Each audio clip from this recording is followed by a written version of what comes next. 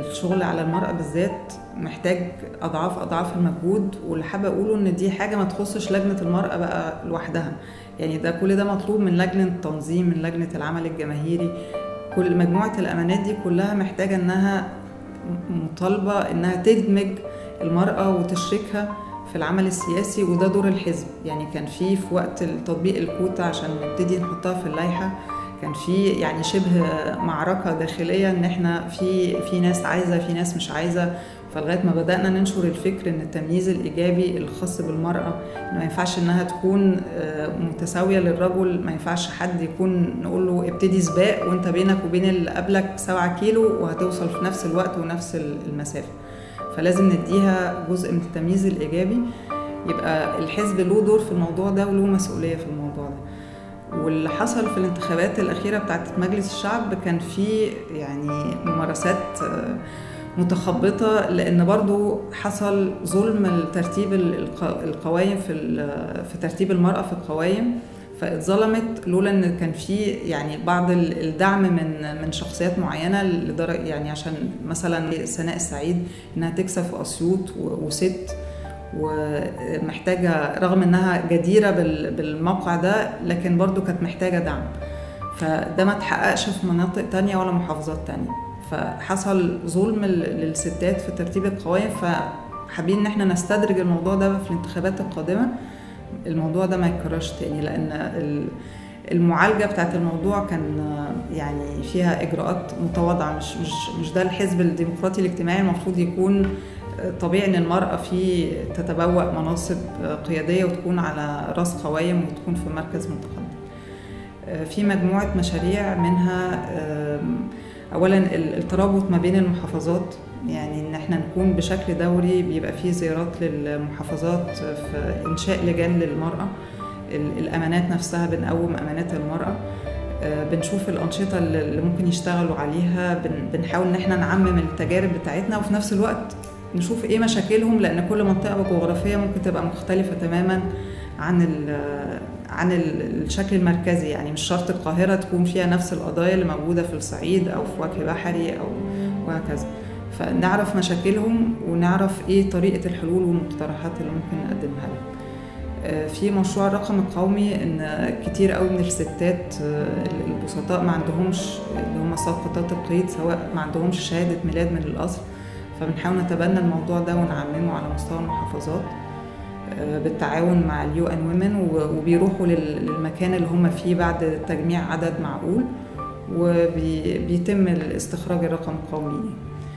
مجموعة أفلام وثائقية كمان عملناها بالتعاون مع لجنة الإعلام في شرق، بصدد استكمالها، كانت تخص موضوع الأحوال الشخصية بالذات. قانون الأحوال الشخصية الفترة اللي فاتت كان في يعني ممكن يحصل استرجاع فيه، وكل المكتسبات اللي اكتسبناها الفترة اللي فاتت يحصل فيها تراجع، لكن الشغل على الموضوع ده جاب نتيجة الفترة اللي فاتت وبصدد استكماله، إن الأفلام دي تعرض في القوافل الطبية أو على مستوى الأمانات، ويبقى في وعي بالقضايا دي. مهتمين برضو بمشروع المرأة المعيلة، إن بنحاول إن احنا نعمل مجموعة من المشروعات الصغيرة في الجمعيات اللي بنروحها، بتبقى برعاية الحزب، بحيث يبقى فيه دخل ثابت موجود للمرأة، لأن استقلالها الاقتصادي بيبقى يعني بداية لحقوقها، وإنها تبتدي تستقل وما تبقاش مجبرة إنها تقبل وضع ما هياش عايزاه. فموضوع المشاريع الصغيرة، وغير إنها كمان بتبقى معيلة فمحتاجة الدعم من النوع ده، فيكون في حد أدنى من الدخل ده يبقى ثابت بالنسبة لها. ده بنحاول ان احنا نعممه او نحاول ان احنا نشتغل عليه بشكل كامل بالتعاون بقى مع بقية اللجان، وبالتعاون ان احنا بنشوف ايه الوظائف الشغيرة او ايه الحاجات اللي ممكن ما تحتاجش انها تتحرك من مكانها او من المنطقة اللي هي فيها عشان المواصلات وخلافه، انها تكون في المكان بتاعها وفي نفس الوقت تكسب قوتها من غير تعب كتير يعني.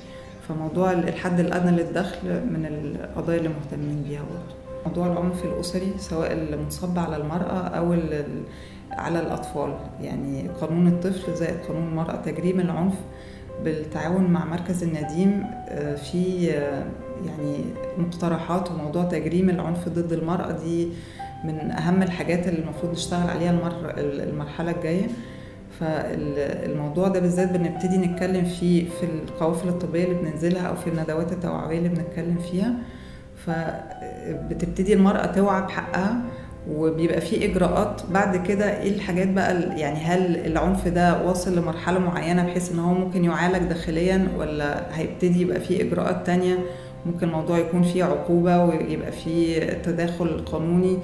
فالموضوع ده له مراحل معينة بنبتدي إن احنا نوعي المرأة بيها يعني، أو الناس اللي بنتكلم معاهم فيها. موضوع في مواضيع تانية شائكة، بس ممكن ان احنا برضو ما بنحاولش ان احنا نسكت عنها. موضوع الختان ممكن يبقى شائك جدا ان احنا نتكلم فيه في مناطق معينة، لكن برضو بنحاول ان احنا نفتحه ونوعي الناس فيه. موضوع زي التحرش، كان في سلاسل بشرية ووقفات اتعملت كذا مرة. ففي يعني بالنسبة للمرأة في قضايا لا تنتهي، محتاجة شغل بس بالتعاون كمان مع مختلف الحركات والأحزاب والمنظمات النسوية، لأن شغل المرأة بالذات ما ينفعش إن هو يتعمل بشكل مستقل، لازم يتعمل بشكل مجتمعي كامل. كل الناس اللي بتدعو للدولة المدنية وضد الردة الظلامية اللي احنا ممكن نتوجه ليها، لازم يكون الشغل معمول بشكل معمم.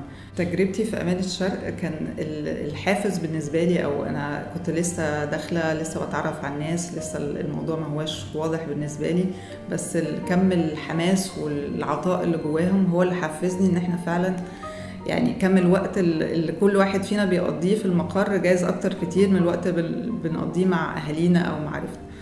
فيعني كان حافز قوي جدا إن الروح اللي موجودة في الناس هي دي اللي بتعدي، يعني كل واحد بيعدي اللي جنبه وبيبقى الحافز أقوى يعني. وبالتالي أنا بحاول أعدي برضو يعني أهلي والناس اللي في البيت، لو في أي فعالية ممكن أشرك فيها بناتي بننزل في أي فعالية هي هم ممكن يقدموها أو يساعدوا فيها، في ورش أطفال، في أي فعالية بتبقى بحاول أشركهم معايا فيها يعني. لأن أنا بحس إن يعني الواحد ممكن بيعمل كده. في الأول كنت بفتكر إن أنا ممكن هسيب يعني هضحي بوقتي أو بمجهودي عشانهم هم، عشان يشوفوا بلد أحسن أو حاجة مستقبل أحسن من أنا كنت متوقعة لهم قبل الثورة. بس بقعد أفكر بيني وبين نفسي إن طب ما ممكن يسافروا، ممكن ما يبقوش عايشين في البلد دي. فبلاقي نفسي لا، أنا هعمل نفس اللي أنا بعمله بالظبط للبلد، مش عشانهم بس. أكيد هم حافز بالنسبة لي، بس وارد جدا إنهم ممكن ما يعيشوش مثلا لأي سبب من الأسباب في البلد، بس دي حاجة حقيقية أنا بعملها حبا في الناس، لأن الناس تستحق كده وده حقها فعلا. فاللي قادر يعمل حاجة لازم يقدمها.